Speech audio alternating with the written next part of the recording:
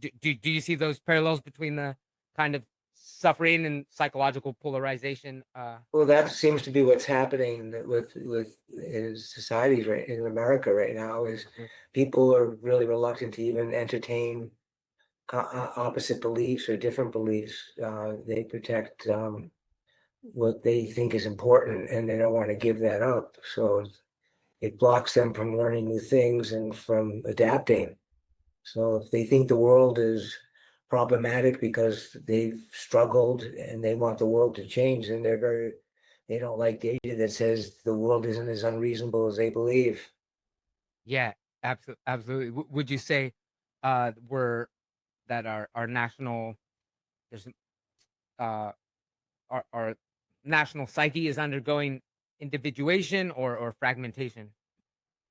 Well, I think it's getting fragmented.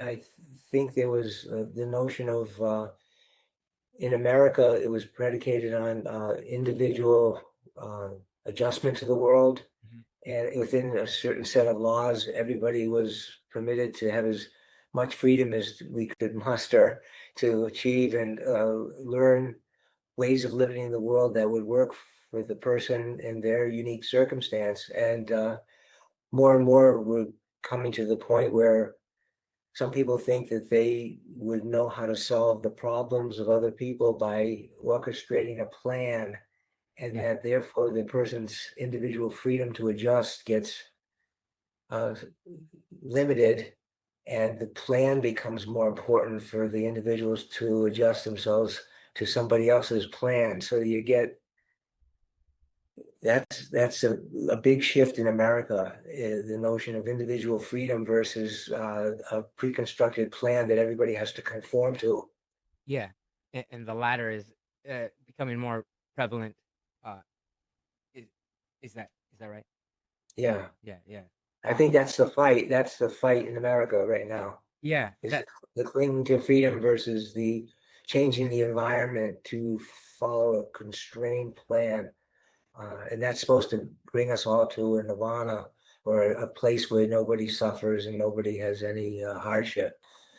So the it's an adjustment of the plan is to stop hardships, and some people are seen as the people promoting hardship for others, and they have to be stopped. And then it will release all the goodness of all the people that are suffering the hardships imposed upon them by the freedoms that are currently permitted.